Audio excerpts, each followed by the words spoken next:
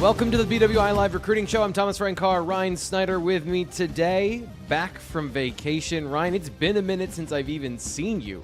How you doing? Doing well, man. Appreciate Pete Nichols for holding it down last Thursday. Thanks for that, so I could get a little time with the kids. I would have done the show, like I told you. We had 2 cloudy days leading up to it, though, and we were getting to the very end of vacay, and last Thursday was absolutely perfect down there at the Delaware, Maryland shore. And I love you, but I'm going to take my kids out to the beach that day. So I appreciate Pete for holding it down for us. Plus, it gave me the opportunity to be with none of the supervising adults in the room to just be completely irresponsible and look at the class of 2027 and say, hey, these are the positions they're going to go after and blah, blah, blah. Whatever I did on the show last week at this point, it feels like it was 1,000 years ago. Here's the deal. We're in the middle of a 2-month dead period. Ryan has been doing a great job of getting, I call it the foundational work for the class of 2027. Getting to know these players, finding interesting stories, and also doing the, hey, what game are you coming to? And everyone's going to be coming to the whiteout, I imagine. So we're going to be talking about that on the show today. But we're in the part of the season where I'm focusing on football, on the team, and on what's going on in training camp. So I am very unplugged from what's going on. So, Ryan, I'm basically just going to throw you meatballs over the plate, and I want home run derby style you to just knock it out of the park. You do that for me? Well, there's not a lot going on, to be honest. The Penn State's recruiting staff has had vacation for the last couple of weeks. Now, I mean, when you're part of a recruiting staff of a school like Penn State, it's not truly vacation. Not the way I tried to treat last week, or most of us try to treat a vacation, which I know a lot of us, you can't fully check out, right? I mean, even last week we still did some stories on the board and all that, but for them, it's even less so of a true vacation. But my point with all that is, they have been kind of spread out a little bit the last couple of weeks. Some go away, some stay home, whatever it may be. That's natural. They should. Those guys. Even if you're away, you're on your phone. Like their screen time, if you look at their screen times, is probably terrible. Yeah, absolutely. Yeah. So my point with all that is, there's plenty of recruits out there who are, confirming visits and things like that. If you're on the site, I'm sure you've seen that in recent weeks. But we're still talking about, for Penn State at least, the whiteout game is over a month away and things like that. So there will be some shuffling. It's like when we did official visits talk in February, because there was nothing else to talk about and kids are setting official visits. And then, 30% of them dropped off the list. I'm sure it'll be somewhat similar with this. But either way, that's kind of the focus. And then we got high school games coming up too. Truthfully, T-Frank and I, T-Frank was going to want to talk high school games today. And I was like, well, what are we going to talk about next Thursday when high school football is actually starting? So we'll save that discussion for next week, some of the marquee games that, I want to get out to and for fans to watch. But there's still some stuff to talk about. We did some ranking stories. And, oh, yeah, did you hear about Peter Bourque going to Michigan? I don't know if anyone heard about that. Yeah, so let's get into this particular topic. Penn State loses Peter Bourque to Michigan. Ryan, I'm just going to go from my opinion of where I thought things were based on what I've seen, what we've talked about here on the show. And if you're watching here on the YouTube channel, the fact that he was here multiple times over the last 2 years in Happy Valley. And I'm a little surprised by this one. Like, I'm a little, I don't want to say it's out of left field. He did talk to Sean Fitz earlier this summer and say he wanted to make a decision when it made sense, which, he understood the lay of the land of QB dominoes fall quickly, so you got to make your decisions. I just didn't think it would be not Penn State. And I know that I don't see everything, but what happened here from what I think we talked about is like a strong recruitment for Penn State, a strong situation with relationships and stuff like that. It's just another sign of modern day recruiting in my eyes. And I'm not, truthfully, I don't like to come on here and BS people. I haven't dug a whole lot on why Peter Bourque chose Michigan over Penn State, whatever it may be. When guys kind of do that, for me, it's just kind of like, okay, move on. I got to figure out who's next. That's kind of where I focus. But I mean, there's a lot of things there that make sense. I mean, I remember when Carter Gooden committed to UCLA, and I was digging on that. Carter Gooden is his teammate at Tabor Academy. One thing that, a source made clear was, oh, by the way, his agent is the same one as Carter Gooden, who, there was, I think, a little bit of frustrations, with some of the way the Gooden recruitment played out. Now, again, I'm not at all saying it's about money or anything like that, but there are a lot of people who just have their hands in these recruitments now that wasn't really the case 4 or 5 years ago. Yeah, there's a lot of overlap where it's not just mom and dad. Now it's mom and dad and advisor. Yeah, and it's long story short, I don't know the details, and I'm not going to sit here and be like, oh, this Michigan paid him or whatever it may be. I'm sure Michigan was aggressive. We saw, what they've done. I mean, look at the way Michigan finished their 2026 class, right? I mean, they got incredibly aggressive with Carter Meadows and some of those guys. So I'm sure for a very good top, what is he, a top 100 quarterback or so, or, top 10 at least at his position, I'm sure they were aggressive for that to some degree. That doesn't surprise me. I don't, do I know 100% all the facts? No, but it would make sense. He did visit Michigan 4 times too. I want to, make that clear. He was up in Michigan in June, and then I believe he did 2 visits to Michigan this year, maybe 3 or so, which is kind of on par with Penn State. I mean, Peter came to Penn State a little earlier because he's, lives obviously close. Yeah, more local. Yeah. Yeah, and it's just easier to get to. So it's not again, we always talk about follow the visits. It only means so much in 2025. I think relationships, Danny O'Brien did a great job. If I'm Danny O'Brien, I understand why he's probably in a state of mourning at the moment, because this was his top guy. And he'd been his top guy really since last, I would say for sure, at least I realized it last July when he came to the White. I mean, we've been talking about him for a year now, and he's not even a junior yet. I mean, he was clearly identified as one of the top quarterbacks in this cycle. So it absolutely, and this is why I think it is a bit of a surprise or a shock that in these situations, Penn State is, this is not the first time that Penn State has been after a quarterback in the class of 26 or 27, and they've had to pivot to somebody else. Right. What's your lay of the land here in the way Penn State's recruiting quarterbacks? And, there's a lot of supposition here in the chat. Mac the Mustard Man says, am I wrong for feeling that Peter Bourque had to decide between sitting behind Huhn or sitting behind Underwood? I don't know that. We had the conversation. Drew Aller probably was keeping certain quarterbacks away from Penn State for a certain period of time because he is the undeniable starter, 5-star quarterback, etc. I don't think Troy Huhn should scare any quarterback away from wanting to go in and compete. It's not like Penn State has a deep roster. And on the flip side, there's nothing that Michigan has done on the field from a quarterback perspective that I can point to and say, oh, that's a good place to go get developed. I understand they have Bryce Underwood. I understand that they have the clout of being Michigan. But I guess I don't, after watching that offense last year, it was just bad. It was very bad. The quarterbacks were bad. So we're going to find out a lot. With so that's my yes, and that's I guess that's what they're selling is that particular angle. But if you're again, it's selling a supposition. It's not selling a concrete fact. And I guess they're doing a great job at that in Michigan. But it feels like this is concerning to me from an on the field perspective. That Penn State, who has a good offense, a reasonably good offense, and their quarterback performed well last year, big games, whatever, like. If you're a quarterback or you're a coach and you watch Drew Aller play, you probably feel he's better than fans do. So I guess I'm just expressing some of the things I've been thinking about and some of these concerns. What do you make of the situation for Penn State quarterback recruiting overall right now in this NIL era? The missing on Bourque isn't the end of the world, but the one thing that does a little bit concern me is that I just don't like Penn State's offered 5 2027 quarterbacks at this point. Last year, before Troy Huhn committed, they had offered 11. What's that tell me? It tells me that they don't see a whole lot of guys that they love. And Notre Dame got Teddy Girard, Penn State offered him. Ohio State got Brady Evans, Penn State offered him. Now Peter Bourque, obviously to Michigan, Penn State offered him. So out of their 5 offers, 3 of them are committed to their top rival schools.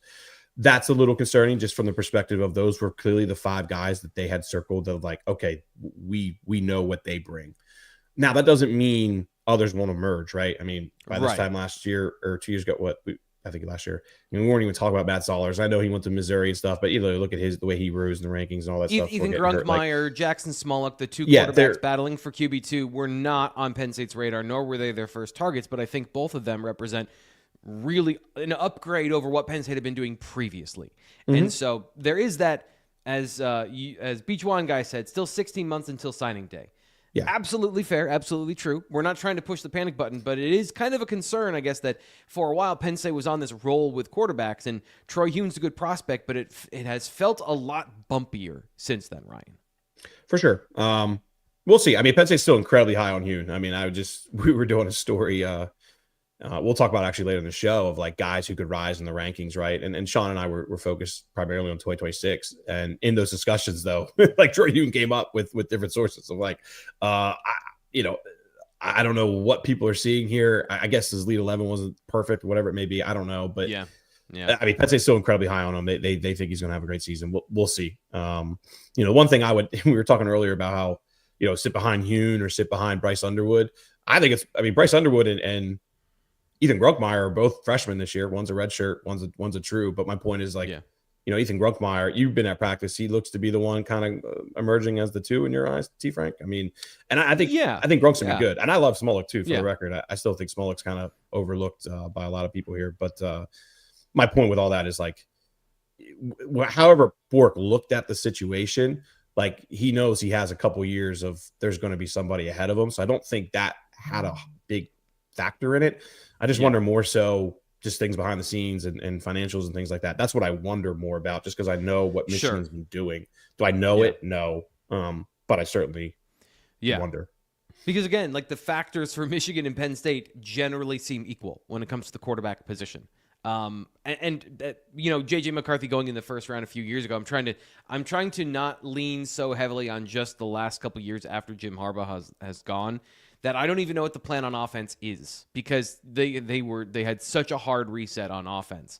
There's been a lot of change. There's been a lot of speculation about and around that university, and yet they seem to be still doing all these things so I don't want to hammer too much on those concerns. We've addressed that. So I guess what is next? What is the path forward for Penn State? Do you have a couple guys identified at the top of the list? And do you think I know there's more to come, but how much more do you think there is to come? How much more digging do they have to do? Yeah, well, as pointed out earlier, I mean, there's 60 months till sign day. If you think Penn State's not going to keep pursuing Peter Bourque, that's not going to happen. I mean, they are going to keep chipping away there without a doubt. But, right now there's only 5 guys, like I said, who have offers. So that means 2 are only remaining, right? And that's Keegan Croucher. Of course, he's a native of New York. He's at Cheshire Academy in Connecticut. And then there's Peyton Houston as well, down in Louisiana. But, I think a lot of people who follow recruiting kind of understand, Croucher's certainly the next man up when it comes to players that I think fans need to circle, and Penn State will likely circle. 6'3", 185. He's a consensus 4-star prospect at all 3 sites. Rivals has him at number 113 nationally, and number 9 at quarterback. They have Bourque at number 8, so they're kind of right there neck and neck. It's interesting to me that Penn State offered Croucher quite a bit later than you'd probably expect for a consensus 4-star quarterback in the region. He only was offered by Penn State in mid-June when he came up for a visit. I believe it was June 14th. The reasons behind that, I can't exactly tell you. I think that they've known what he is as a prospect for a long time. I wonder how much it was maybe they didn't want to spook Bourque or anything like that, because it certainly felt like they were, I'm not going to say, chips in one basket, whatever. Penn State never really does that, but they were certainly aggressively going after Bourque. But either way, Croucher's visited a ton. I wouldn't say a ton, but he's had 3, 4, 5 visits so far. Leading up to that offer, so the relationship's always been there. I think Penn State's done a good job at being consistent as far as where they stand and different things like that, being truthful, and that goes a long way. But this will be interesting because Croucher came out the other day kind of saying Ole Miss and Oregon and Penn State are his top 3. Ole Miss and Oregon and Penn State are a little different when it comes to the financial perspective on things. So I'll be a little curious to see how that plays out. With that said, I think anyone who kind of reads the tea leaves, I do believe that, guys like Steve Wiltfong and Chad Simmons, who are excellent at what they do nationally, believe that Penn State's in a very good position with Croucher. Do I think he's going to commit anytime soon? I think it's not soon, but he's made it clear that it could happen at some point. He's not going to just put a time out there and stick to that if he doesn't feel comfortable. Can I jump in and ask a question here? Yeah. And this is just kind of me thinking out loud. What is the cutoff between guy who needs to make a decision quickly like Peter Bourque because the QB dominoes are falling and a guy who then is going to take his time?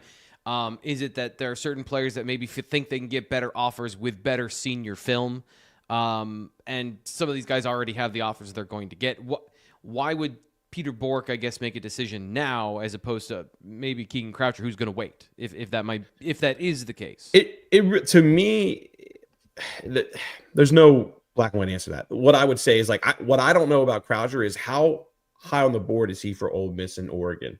That's the stuff that kind of the players understand behind the scenes, and I can do all I want asking the players, and I can even ask colleagues who cover those schools. but it's hard to absolutely nail down. Not every colleague of ours, maybe at Oregon or Ole Miss, like they have the certain connects to whatever to give you a true answer on that. When I look at Oregon and Ole Miss, they've both have offered substantially more quarterbacks than Penn State has. We're talking about a dozen or so, I think, each. So probably twice as much as Penn State. So, just digging on Oregon, for example, they're in the mix with a couple guys from Texas. There's a kid from Washington that they're in the mix with. Like there are quite a few others that Oregon seems to be in the mix with. I'm not still trying to kind of figure out where he's at on Ole Miss's board. And again, I'll stress that, even as much digging as you can do there, it's hard to really know truly where they're at behind the scenes. My point with all that is, Croucher wants to take visits to all three of those schools. He's actually going to Ole Miss right now as of September 27th, which is Penn State's whiteout game. I know that's a few fans on our board didn't really like seeing that. He's supposed to come to Penn State then on the 8th for the Indiana game and November 8th, excuse me. And then Oregon is like November 22nd, I believe, for the USC game. Like, let's see. The November stuff's so far down the road that like I don't want to put too much stock into that because a lot can change in the next couple of months. But as of now, he would love to take visits to all three of those schools and decide later. I think what will really determine some things here is, when I look at Penn State, like Croucher's certainly the guy. Are there a couple others who emerge, who we'll talk about in a sec, that push Croucher into being like, well, Penn State's clearly high on this kid now. They could take him whenever. Like right now, I don't see that outside of Peyton Houston, who I expect to get, right now he's RPM to USC. He's got Texas interested, Oklahoma's interested, LSU. Like he's staying down south. I don't expect Peyton Houston to come up here. So Croucher's the one that like, okay, Penn State clearly seems to be focused in that direction. It's will others emerge this year that Penn State's just as high on, or potentially just Croucher not develop the way Penn State wants, and he kind of drops a little bit. That will determine kind of the pressure, at least from a Penn State perspective. And it's the same for Oregon. It's the same for Ole Miss. What I got to sort out is, where is he at on those two boards? Who are the guys to watch as far as dominoes go that would impact him and to potentially making a decision maybe in October or something like that. Something that I think maybe matters a little bit here. You mentioned for Croucher, the top three being Oregon, Ole Miss, and Penn State. Two of those schools are hyper spread teams is what I'd call them. And, there's a little bit of blend with they really like to run the ball and be physical at Oregon, but their passing game is at least under Dylan Gabriel, was very option spread RPO heavy. And Lane Kiffin, I mean, that's an air raid attack. And so, like, you are going to put up stats. And there are certain quarterbacks that work well in those systems, quick deciders, maybe guys that don't always push the ball down the field or do full field reads or things like that. I don't really have a point in terms of, like, what you would identify as a quarterback for those systems, but I definitely think that that's a thread of those two systems feel like cousins. And Penn State, under Andy Kolnicki, but James Franklin in general, it doesn't. Like they are closer to that Michigan mold of a run play action so far in the last 5 years or so, with the way Penn State's been able to recruit on the offensive line, running backs, and tight ends. That's something I'm going to keep in mind as we talk about these quarterbacks and who fits what style of system. Guy like I was watching this morning, Colin Boff, arm strength, things like that seem to fit this system. A little bit more of a power player over some of these hyper quick throwers and things like that. I don't know if that matters in the long run because you want the best quarterback possible. But yeah, just some of the when you knowing more about your opponent might help in these situations for seeing what fits where.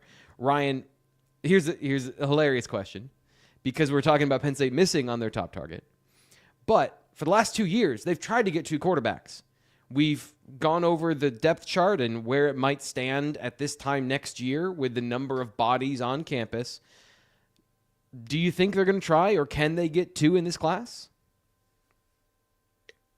So, again, I think the more I dig on 2027, the more I kind of realize why they wanted two in 2026. And we all circle Grunk and Smolik battle, right, for next year, and one of them potentially leaving. Like, that is certainly the big point of that. Yep. But then when I also kind of dig into, well, why is Penn State only offered 5 guys? And then I start digging around the region, and then I start looking in the little national, I realize, I don't think that they're very high on this 2027 quarterback class. And it's another reason why I feel like keep an eye on 2026 quarterbacks late, especially with coaching moves and things like that, because And look, it's we're talking about something in November, December, where certainly a handful of guys are going to emerge as juniors this year that right now we're not as high on, and clearly Penn State's not as high on. That's going to change. It always does. But just right now, when I look at 2026 and I realize, okay, what have they done the last couple of months? Obviously, Falzone goes away, all the yada yada. Yep. And then I look at potential coaching chips and things like that, and then obviously taking consideration, I don't think there's a ton of guys that really pop in 2027. It makes sense that maybe Penn State would take a chance on either flipping a 2026 who's a G5 commit right now or a low P4 commit.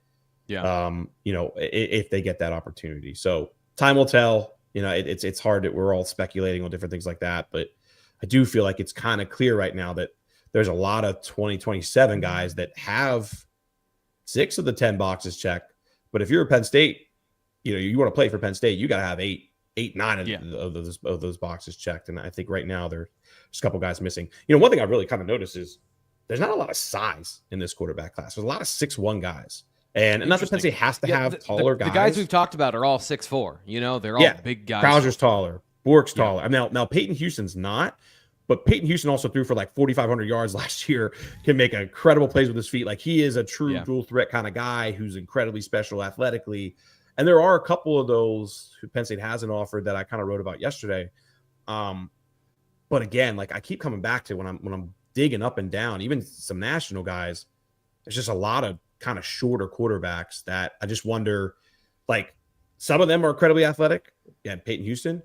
He's more like 5'10", though, which is kind of concerning. But there's a lot of like 6'1" guys who, they're good athletes, but not elite athletes. And then when you're talking to that range, you want to find a guy who's a really good athlete. Yeah, you got to make up for the lack of maybe some of the other tools with ones in other categories. Right. Today's show and this conversation about Penn State's quarterback situation every Thursday is brought to you by Andy Ludicky and My Perfect Franchise. Are you looking to leave the corporate rat race for the American dream? Do you want a side hustle maybe? Or do you currently work at a job where you are using your skills and talents to make somebody else a boatload of money, and you feel like you might be able to make some of that more for yourself if you were to strike out on your own? That's a huge decision. I always joke that having a full-time job and looking for a job is having 2 full-time jobs, because it's just impossible to actually dedicate yourself to that while working a full-time job. Well, what if you had somebody to help you with that process? If you're looking to own a business or start into business ownership, Andy at My Perfect Franchise, Andy Ludicky is a franchise consultant with extensive experience placing people like you, if that's who, if I've described you, into the perfect franchise to manage. And here's the beautiful thing. He's going to help you walk through that process. He's done it himself multiple times, and he is highly regarded in the franchise community, somebody who produces good leads. So his services are 100% free to you, because he's not going to just put you into anything just to get you there. He's going to find the right business based on your expertise to manage. He's going to find the right situation, the right type of company, and of course, the right process. Or he might say, hey, this isn't right for you. You don't have enough capital. You don't have enough money to invest in this, and we don't want you going into debt for those things. These are all the things that he'll take you through. I'm just giving you spitballed examples of things I've talked to him about when we get a chance to talk to him. He's got the full picture at myperfectfranchise.net, Andy at myperfectfranchise.net to give him an email, or 404-973-9901 if you want to give him a call. He's a dude that likes to talk, so if you call him, I bet you he'll answer. Unlike a lot of people who just don't answer their phone anymore. Why have a phone number if you don't want to answer your phone? It bothers me so much. If it doesn't say suspected spam caller, Ryan, I answer my phone. Because, you never know what opportunity is on the other side of the line. Here's another thing, Ryan. Sure. You bought a house in the last couple of years. I bought a house in the last couple of years. A weird thing that I did is I never stopped looking at houses. So through the pandemic, like my wife and I were saving up for like 4 years to buy a house.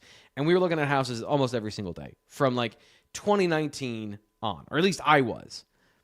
I couldn't kick the habit.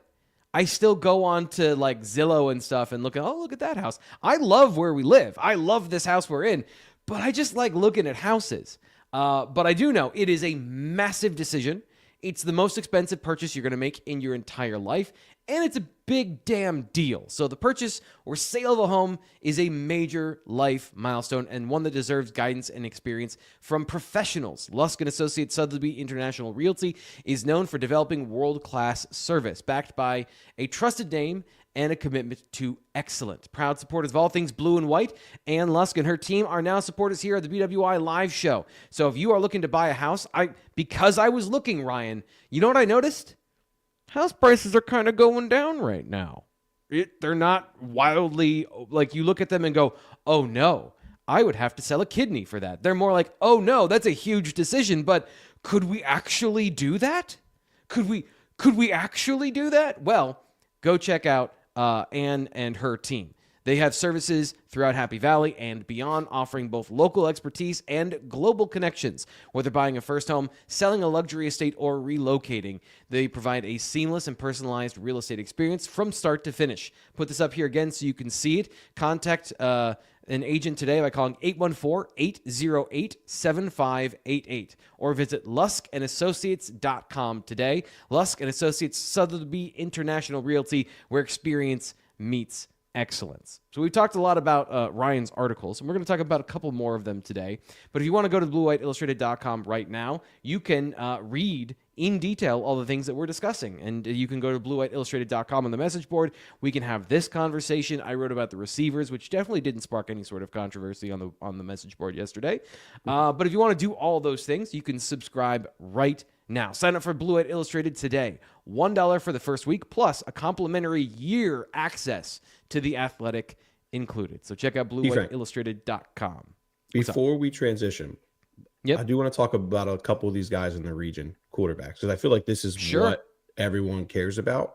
And we can talk about guys planning to come to Oregon and things like that all you want, but I do feel like this is the main topic to discuss. And you mentioned Colin Boff earlier, and obviously we know Penn State has very close ties with Brad Mandler. They trust Brad Mandler. It's no secret. Colin right now is that guy for Brad. And he's a guy that I've been kind of digging on here a little bit last couple of days. I don't think he's the athlete that Ethan Grunkmeyer is, but Mandler seems to think that from an arm perspective, he is becoming a similar arm talent to Ethan Grunkmeyer. He reminds me of a riskier Drew Aller. Drew Aller was very careful with the football. You're watching some of this stuff from Colin Boff, and these don't tell fans that. That's what they wanted him to be. I'm teasing. I'm saying, like, he's a gunslinger. You watch some of the windows he's throwing into, some of the decisions, not throwing the dagger route, but waiting for the deep ball to clear. This dude has a cannon, and he's willing to put the ball anywhere on the football field. So sorry, I know I cut you off, but I was just, he was fascinating watching him this morning. Whatever we say, he's got Drew Aller skills, but it's riskier, likes to take chances. I think, that was a popular topic for a while. But look, it's right now, his top offer is Syracuse. And I think when you look up and down this page, you're like, okay, what are we watching here? But some of these guys are absolutely going to take off. He's also 6'2", 225, so he has a little bit closer to that size that Penn State wants. Yeah. And he's another still guy young. He's still young. So we saw him at camp. He's got a baby face. That's a guy who could still get bigger. Right. So he's already confirmed for the whiteout game too, which I think is interesting just from the perspective of, the last, I don't know, I guess 3 days or so, ever since Bourque, committed to Michigan, the one thing I've really been focusing on is, who these guys are watching the region and who is Penn State plugging away at behind the scenes to get on campus immediately. Right. And Boff is one of those guys. He's really the only regional guy that they've already been like, hey, we need you here for the whiteout game. Get your butt up here. So that perks my interest a little bit there. And again, we need to just talk about the Mandler connection. We know how much Franklin and Danny trust his opinion on things. So just keep him in mind. Like I said, you look at his offers and all those things right now, it doesn't pop, but it was kind of the same for Ethan Grunkmeyer and some other guys at this stage in the process. This senior season is going to tell us a lot with him. Just a couple others I want to mention, like Charlie Falk, St. Joseph's Prep quarterback. He's got a better looking offer list. He's got Georgia's and Miami's and Maryland's, North Carolina, a handful of others, Va Tech. I think for him, Penn State wants to really see him dominate. When you're at a school like St. Joseph's Prep, they want to see a guy like him just kind of take it to a different level. And now he plays obviously really good competition too. And Prep's going to face some awesome teams early in the year. So if he is someone to maybe emerge, I wouldn't be shocked if we kind of see it early in the year. Right now, I kind of think there's a few others though ahead of him. I think Boff would be one of them, and then there's two other guys that kind of stand out right off. Well, I would say three actually. Lonnie Andrews, Chesapeake, Virginia, Oscar Smith. What's the thing that scares me about Lonnie Andrews? He's 6', 200. Right, so that another guy who's kind of shorter. He did run a 22.7 200 meter this year, so he's a good athlete. That's a pretty good time. He's also a winner. Led Oscar Smith to a 17-0 state championship this past year, 2,700 yards, another 400 plus rushing. Like there's some stuff to work with there. And oh, by the way, yeah, that's why Rivals has him as an on 300 prospect at 6 foot. So there's some athleticism there that I think is intriguing. But I also just think when you look at Kritza, Gronk, Aller, like they are looking for more taller guys who are some athleticism. I mean, Smolik's a little bit hard to put in that comparison. And it's not wrong. I mean, Smolik's bigger than 6 foot, but he was just a late cycle kind of guy. So I kind of look at his recruitment differently because who was the quarterback they had before him? The kid from Florida. Well, yeah, the one who messed up and said some things he shouldn't have said. I forget. But to the point, he was a bigger framed quarterback. Mm-hmm. That's all I remember. Mm-hmm. He was a bigger profile, and Jackson Smolik came in as a kind of, as you mentioned, a late addition. Yeah, and Smolik's what, like 6'1", I believe. So I mean, he's gotten bigger too. Like he's a guy that's I think he's 214 now. So even there, the frame was there to get bigger. Two more guys I want to mention quick. I want to hold us all day on this. Kevin Parker. From Denby, outside of Newport News. Him and Lonnie Andrews are both from that Tidewater region in Virginia. Kevin Parker is a very exciting athlete. He's got Division I opportunities for basketball, 6'1", 175. Again, another 6'1"-ish kind of guy that I think, if he proves that he can really throw the ball, there's some exciting things about him. He has the biggest offer list right now with 13 different schools: Duke, Maryland, North Carolina, Vatex, another one. Runs a 4.5. So that there's some exciting things there from an athletic perspective with him. Is he a talented enough passer for Penn State is the question. And that's where you kind of have to watch this upcoming year. And I want to mention one guy that you and I both watched at Penn State camp this year, and that's Weber Marks. Now, Weber Marks has the frame that Penn State wants, 6'5", 210. He also plays in New Hampshire. New Hampshire does not produce a lot of Division I talent. And I think that so with Marks, I thought he actually performed pretty well at Penn State's camp. And the feedback I got since this is that, they liked what they saw there. He was also one of the top guys accuracy wise, Elite 11. I forget exactly where he finished in the rankings that day, but he was top 3, top 4 as far as the accuracy challenges go and things like that. So there's something to work with there. He's done well on the camp scene, but when you're playing in New Hampshire, you got to put up some gaudy numbers. This is kind of like Matt. Like, look at Matt Sieg. Matt Sieg's a safety, but look at the gaudy numbers he puts up against Class A guys. Like, that's, I think, what Penn State kind of wants to see from Weber Marks. Before they would potentially make a move on him. But the size is there. How good of an athlete he is, that's kind of what I'm unsure about. I don't think he's the kind of athlete that Gronk and Aller are. I think he's probably a tick below, which maybe scares him a little bit. But there is some arm talent there, and he does have the size and things like that. So keep an eye on him. This from Larry. He says, do you think if sanctions come down harder tomorrow for Michigan, Peter, along with other recruits, would reconsider? Possible, but do you think they would be aware of those? Like, they would get a heads up about that before committing? Like, that feels like something that might. I don't think that any kind of sanctions that Michigan's going to get is going to impact them in 2.5 years. I just don't. I think Peter Bourque's going to play out this year. Remember, he's got 2 years of high school to go. So by the time he gets to Michigan, how much does that really matter? Just the way the NCAA is now, it's all a slap on the wrist now because the NCAA is just trying to stay alive at this point in the game. So I just think if something really big was coming with Michigan, it would start to kind of leak and stuff. And everything that has kind of leaked is that it's going to be they're probably going to get away with something easier than maybe what they would have 10, 15, 20 years ago. Yeah, they've gone from enforcer to mall cop pretty quickly when it comes to their power and sanctions. Yeah, like them suspending, like right on the chat, like them suspending more already for a couple games and stuff. Like they know what's coming, and they might get a little bit of a I don't even think they'll get a postseason ban or anything like that, honestly. But I think they know they're going to get away with this. It's going to circle back to Harbaugh and the people who are gone. And I know Moore was there, but it just feels like that, like every fan base but Michigan's going to be underwhelmed. That's kind of the way it's trending. Yeah, and then Michigan will act like victims because that's exactly what every fan base does when they are attacked by the authority or other fan bases. So not just going to be what happens. Let's talk about some of the things you've been discussing over at BlueWhiteIllustrated.com. I loved the Matt Sieg and Troy Huhn bromance. We've talked about both of those players here on the show already today. You had a chance to discuss a recent trip that Sieg took out to California just to hang out with Troy. So how did all this happen? How did these two players, who probably, other than being commits in the class of 2026, don't seem to share a lot of overlap in common? So how did all this begin? Well, the fact they live 2,000 plus miles apart is interesting to start, but it really comes back to, Troy Huhn. Pen Pal program? What's that?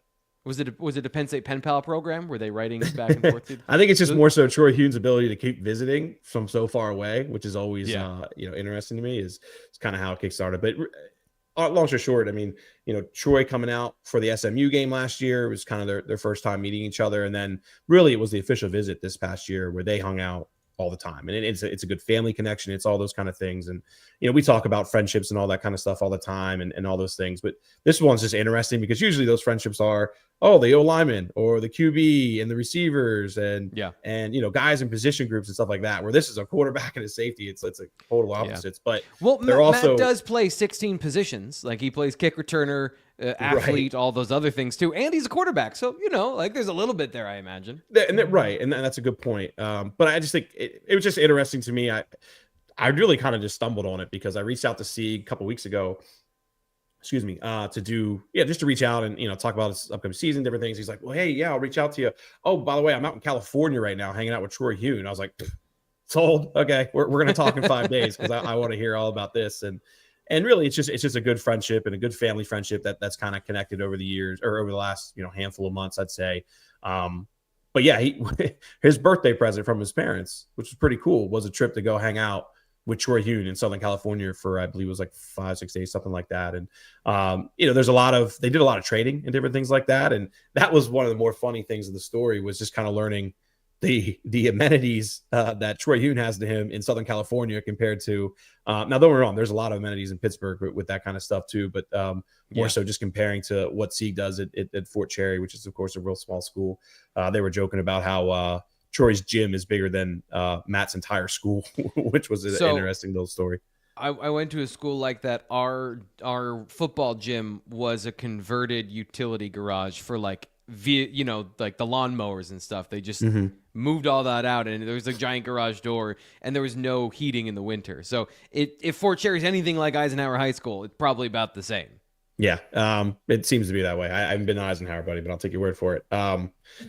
But anyway, I also did a story. This is kind of getting off topic a little bit, but I did a story with Matt just earlier this week, and he was talking about how Notre Dame came after him and Stanford came after him, and I put a graphic out there on Twitter that got a lot of attention of just about how I made a special commitment to a special program of Penn State, and I'm not one to shop myself around and things like that, and I know that Penn State fans love seeing that.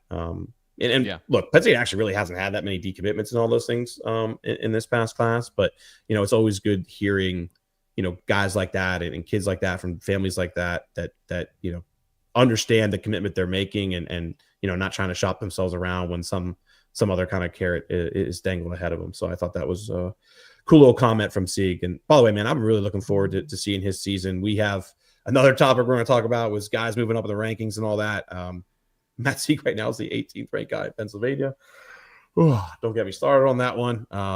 Because we'll get you started on it later, but yeah, he's a special player, special kid. And I think the big takeaway from the Troy Huhn, Matt Sieg story, they're both future captains. And after I put that story out, I was talking to a source about those two and just kind of what they've done behind the scenes. And, that's just something that everybody raves about. That these guys really have the makings of being a future offensive and future defensive captains.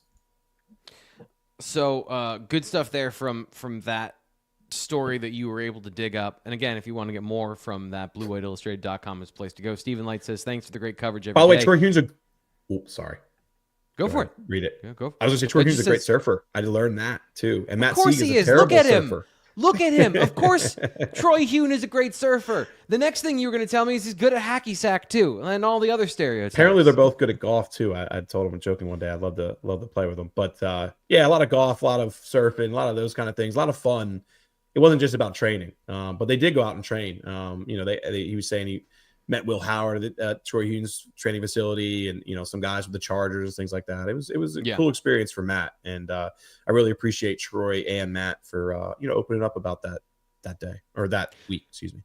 So let's transition to maybe some of the guys that you've got in connection with when it comes to visits and or their opinions about Penn State coming up for the upcoming season, plans, things like that. I'm just going to let you freewheel here. Who are the names that you found interesting? Who are the people you've connected with that you think Penn State's interested in, are interested in Penn State for September and October? We're already over 24 players saying they're going to come to the Oregon game this year, which I think is pretty cool. We don't normally get that 6 weeks in advance. That's not something I've seen. And I do think that speaks to Penn State's, stature in rankings and, what people expect from Penn State this year. Not to mention they played a really entertaining game against Oregon last year. Not to mention it's a night whiteout, it's been a night whiteout. A true whiteout, I think, is what people have been wanting. Where no disrespect to Illinois, but yeah. Well, Illinois wasn't even the whiteout last year. Washington was, but Illinois kind of was. Oh, yeah, that's right. That's right. And was it Minnesota the year before that? All those kind of things. Yeah. I mean, it lost a little luster there for a few years, and it kind of stinks the stadium's being redone. Don't get me wrong, stadium needs redone. But and actually, by the way, those bleachers look pretty cool. I'm kind of curious to see how it all plays out here in a few weeks. But just from a noise perspective and things, I'll just be curious to see how this whiteout stacks up with some others. But yeah, anyway, the fact that 24 guys are already like, hey, I'm coming, and those are just like, I haven't even really dug from a source perspective yet on like, hey, who are some of the guys I'm not thinking about? Like we'll work on that. Obviously, because he has a bye week, they got Villanova, FIU. Like, I'll worry about that in a couple of weeks. These are just guys that I communicate with regularly who are saying, yeah, I'm coming to that game. And I think that really, like, this has the makings to be a really cool and stacked recruiting list. And it has to be, right? Because Nevada, FIU, Villanova, bye week, none of those are really going to sell. From what I have kind of dug up a little bit, it feels like Penn State's trying to have a good recruiting list for Nevada. What did James say the other day? Nevada? I don't know. Anyway, he said Nevada. Excuse me. FIU and Nova, they're not going to sell. It is what it is. They're not going to. It's going to be hard to get guys up for those two games. But season opener, things like that. Now, also, Ohio State playing Texas is not going to help that day because a lot of guys are going to go to that game as well. But they're trying to do what they can to get some good players for that August 30th game. But when you look at the 3 weeks after that, it is all coming to a head there for that whiteout game. And we'll see after that. But anyway, to get back to where you were talking about, T. Frank, is some of the guys who recently confirmed. I did a story on Zyke Scott the other day. Good looking linebacker prospect out of LaSalle.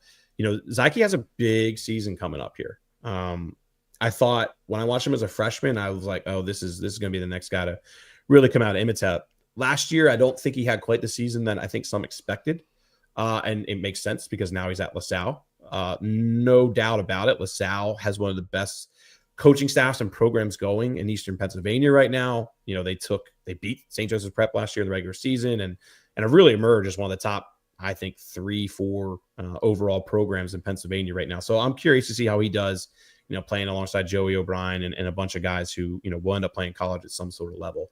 So really watching how Zyke Scott progresses this year is interesting to me. Right now, I kind of have him as a bubble guy for Penn State, and I think how his junior season film shakes out will determine where he ends up. But the interesting 6'1", 220-ish. His profile the other day. He looks stout. He looks like a big dude, for his frame. 6'1", 220 makes sense. And he's certainly put on some weight. I mean, compared to especially where he was maybe a year ago, he's certainly putting on some weight. Well, whether it's good or not, I kind of need to go see LaSalle, which I really wanted to see that Malvern LaSalle game in week 2, but it's all the way out in Ocean City, New Jersey. And I don't know if I'm going to make it all the way out to Ocean City, New Jersey for that one. But Anyway, we'll see him. We'll see him at some point. Of course, he's coming to the Oregon game. I kind of buried the lead there, but the interesting thing about that was that he was talking about how Tennessee and Oregon are kind of his top schools right now. And what I'm mainly curious to see is just kind of where does he stack up on those boards? Like, to me, like he's much more of a take for Penn State than those two schools at the moment. But if he has a great season here, certainly things could change. And I do think there's a lot of potential there. He certainly has flashed it at times, but taking that next step this year will be a lot of fun to watch. So I'm very curious to see how he does. There's been a bunch of other guys that we have written about, T. Frank. I don't know if there's anybody in particular that you want to talk about. Let's like I said, give me one more guy, and then we'll get to our final conversation topic for today. One more guy that I've written about recently. Geez. I think the linebacker class, I mean, just kind of sticking with that is very interesting, and especially in Pennsylvania. Like right now, Brandon Lockley, Gabriel Jenkins, Zyke Scott, and Zayden Smith from Cumberland Valley. All four of those guys seem to be kind of emerging for Penn State. I would definitely have Lockley and Jenkins a little higher. Like I think those guys are sure takes. And don't get me wrong, we're still early enough in the cycle that I think Penn State would take a Zayden or a Zyke now if they wanted to, just because, why not? Like you don't want to risk turning them off and then not having a chance later. But my point with all that is like there are some exciting looking linebacker prospects in PA this year. All those guys plan to be at the whiteout game and all those kind of things. So I'm just very kind of curious to see how they all developed and where that board goes. Lockley right now is the only 4-star of that group, although I think Gabriel Jenkins is terribly underrated. I've written about that a couple times now. I actually would have Jenkins probably ahead of Lockley on Penn State's board at the moment. But, those are just a couple other guys who have confirmed recently. Noah Glover, too, in Virginia, looks like a stud of a player. He's going to score off against Matthew Lama here later in the year, and that's a game I have circled to attend. So keep an eye on Glover. He's at Battlefield in Haymarket, Virginia. He's a quality 4-star prospect at the moment. But trying to think, what else did we write about? We wrote about, there's this, the kid from California, Honor Falave Johnson. I don't know. I'm not very good at Polynesian names, but I think it's really interesting that Penn State's going to get one of the top safeties to come out for their game, for the whiteout game. Right now, do I expect him to end up at Penn State? Probably not, but look at what they've done in California in recent years with Huhn and Arrington's a little bit of a different situation, but they obviously got Darius Dixon out of Mater Dei. Honor has consistently talked about Penn State as being a school that he's very interested in. He hasn't really been able to get to the East Coast a lot, but that's about to change.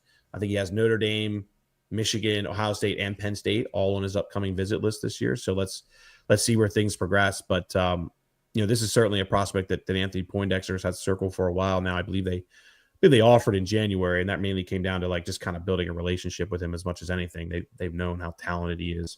Honor, I know, got hurt last year too, but still, in the games that he played, like really, really flashed. So that's another interesting guy that's saying he's coming out for the Oregon game. And, when you think about Penn State's success in Cali in recent years, maybe he'll be somebody to watch. I would expect him to stay on the West Coast personally, but maybe. Yeah. Again, the success has been a Troy Huhn, who seems to be a unique guy willing to visit Penn State routinely for long stretches for a high school kid, being here for 4 or 5 days, or Darius Dixon. I'm going to give a shot at this one. Honor Fa'alave Johnson. Good job. We're going to go with that. We're gonna say that was, both of us did a decent job at attempting that name. Exciting though that you're right. Penn State 30th overall player in the Rivals industry ranking. If there's a position where they'd be able to pull that off, you feel like safety's a good bet. But as always, all the other factors that we've been discussing for quarterbacks, class of 2026, those all still apply. Stephen Light here. He says, thanks for the great coverage every day. Logan Carpenter echoed those sentiments. Thank you, guys. I always appreciate people who donate to the channel. Want to give you guys a shout out for being here and supporting us. If you want to be like them and support the channel, you don't have to donate. I'm not going to stop you. But the best way to help the show is to... there's 3 things. Like this video, because there's 130 people watching. I've been watching all this. You guys are here a lot. Also, we have a lot of new people that are checking us out because we're putting up a bunch of social media highlights of camp and people are paying attention again. It's football season. It's absolutely free to you to subscribe to the Blue White Illustrated YouTube channel. It does not cost you anything. You don't have to give a super chat. You just have to subscribe. I remember, Ryan, a couple years ago, before I started doing all of this and before I was asking people to subscribe here to this channel, I was like, I'm very stingy with my subscriptions on YouTube. You can be subscribed to as many channels as you want, and it does not matter. I've since then relaxed my rules on who I subscribe to, because I want to support other people out there trying to make a living here on YouTube. So it's free and it's not going to hurt you. So subscribe, and then tell your friends. Tell your friends about us, either if you listen to the podcast version as well. We have a strong podcast audience, but we always make sure we take care of you guys, and you're here for us as well. But thanks to Logan and to Steven for two of our regulars here for supporting the channel in a very direct sense. It means a lot to us when you guys do that. Okay.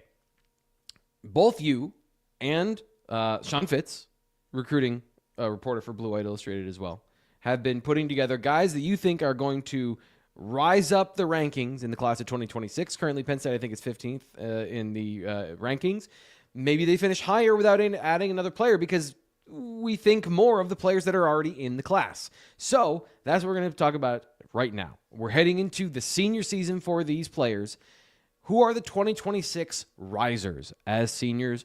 Ryan, we're going to go through, I think, a combination of both lists. So start us off. Who's somebody that you think is going to outperform the current ranking and by when all is said and done, be higher on the list in 2026 in December? Yeah, without a doubt, in my eyes, the player to start with is Daryl Carey, safety prospect out of DeMatha. Right now we have him ranked 115th in the country as an 86 3-star. That's bad. We got to get that fixed, to be frank with you. We've done some digging on just kind of how he stacks up as an athlete and different things like that in recent days or really recent months since the rankings were updated. And there's a lot there that I think our scouting staff doesn't have quite sorted out yet. Because when you look at, I'm not going to put all the numbers out there because that's a touchy subject, and I know people don't want these numbers out there, especially on YouTube channels and things like that. But he's a much better athlete than 115 in the country would indicate. I remember last year, Roswell Thomas, for example, 24/7 had him ranked, I think it was like in the 100s for safety, and obviously Rivals on 3 at the time, had him substantially higher. And I was pointing to, what are you doing? What are you doing 24/7? Why is he so low? Well, this year we got Carey at 115, and 24/7 has him at number 28 at safety. And so it's kind of flip-flopped a little bit on those two. And that's something we really got to get fixed. So again, I'm not going to share all the testing numbers and stuff publicly because it's a touchy subject these days. Especially trying to keep guys committed and schools learning different pieces of information. But he's up there with Roswell Thomas's of the world when it comes to some of the way he's able to jump and move and all those things. So this is a guy who right now he's 643 nationally in the industry rankings. If on 3, Rivals corrects his ranking as the way I think they should, he's a borderline 4-star guy in my opinion. So a guy that, with the 86 for, industry ranking right now, I think is probably 3 points short, which in an 89 would have him just short of a 4-star. But my point is this is a borderline, like right now in the industry rankings, top 400 or 4-star players. Like, he should be somewhere in that ballpark. He surprised me a lot in camp because one of the things on film for him was that he struggled in man coverage, did not have instincts for playing in press coverage, which he's a safety. He's 6'2". You don't necessarily expect that, but they also put him in that situation, so you got to see that thing. And then he came out in the camp and played, I think, pretty well in press coverage. Not perfect, but he was able to cover tight ends. And so at 6'2", 185, you talk about the athleticism. I watched him test. I watched him do those things. I heard some of those numbers, and damn.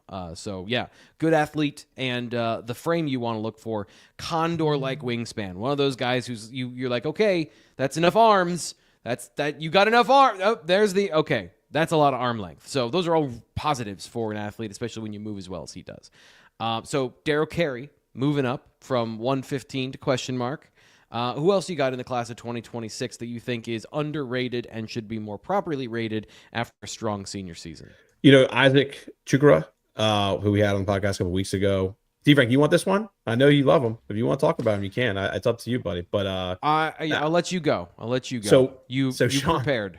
I have another story coming up here. Like literally, I'm going to post right after the show. It's talking about 5 more guys. So I'm kind of focusing a little bit more on who Sean has written so far and what's out there publicly. But to me, when we got to watch Isaac go against some really good offensive linemen at that camp in mid-June, it really caught my eye because that camp had Leighton Von Brandt, obviously a top 2027 prospect, or she was 2027. Lucas Roja, California interior lineman who was a 4-star, now an 89, but I could see Lucas Roja ending up at Penn State. He's the one who has family connections back here and all those different things. Another quality offensive lineman. Reed Ramsey down in Florida, another quality offensive lineman that Penn State's offered.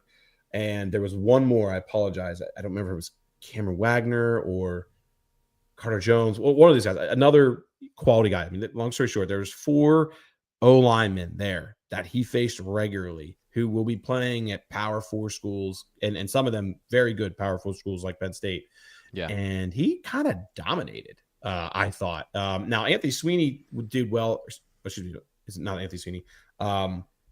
Downingtown kid, Abraham Sessa, excuse me. He did well because of his speed and stuff off the edge, and we saw that. But what stood out about Chukwura is just his hand movement, his quick feet, those kind of things that, he's already a little more advanced than some of these guys when it comes to technique and different things like that. So now let me clear. Rivals did move him up a good bit. He's an 89 now, 5'11 nationally. He's an 89 overall rating, which helped out with the merger. Right, it helped out. Yeah, it did, and it did. Yeah, for sure. And we updated him too as far as our staff. I think he went from an 88 or an 87 to an 89. Either way, like he is another potential bubble guy, I think. Yeah.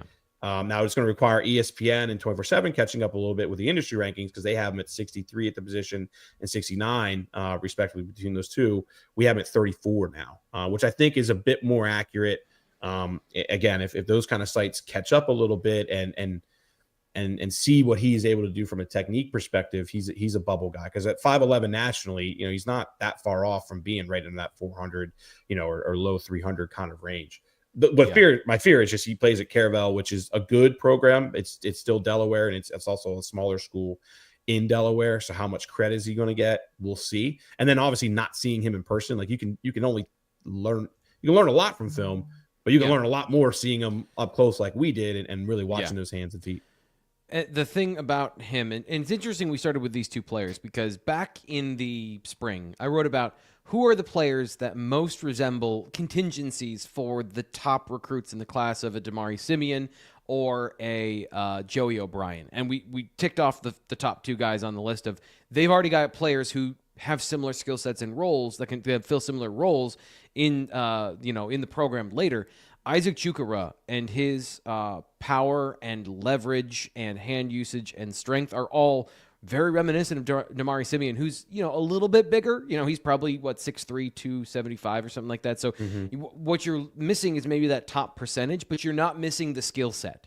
And the other thing that we talked about with him on the show is tenacious, tough, things that make you want to bet on the upside because it's not going to be for a lack of effort or a lack of even, candidly, the injury he played with in his final playoff game looked a lot like what Abdul Carter was doing, playing with one arm. And the fact that he was out there effective, like that to me speaks volumes of like you bet on that guy. So there's a lot of tangible and intangible things with Isaac Chukwura that, I think he, in the long lineage of Penn State's defensive tackles that are maybe somewhat undersized, he's right up there with with the Ty Blandings and Zane Durant's in terms of pass rush potential later on in his career. Yeah, Zane Durant was always that power ball. I don't have him as far as the strength. That was always Zane's thing in high school, and now Zane has brought the technique and all those things along, and that's why he's one of the top defensive linemen in the country. But I think I'd be kind of surprised if he gets the bump into like 4-star from Rivals and things like that, just because of the Delaware and all that. It's really, to me, it's 24/7 and ESPN catch up, make him like a top 40 kind of player at that position, because if they do, that bumps him in for the industry rankings. Industry rankings is what we use for the team rankings. And then you're talking another 4-star that Penn State's truly getting credit for. Yeah, he's absolutely, I guess the long story is he's absolutely a 4-star. This is a player that has 4-star talent. He's just not perceived that way. Well, yeah. I mean, I think if he was playing in not in Delaware or maybe some North Jersey schools, it would certainly be a different level. But there's still a lot that he has to prove to. I'm not trying to make him out to be Damari Simeon, because Damari Simeon has kind of the power and the technique, if that makes sense.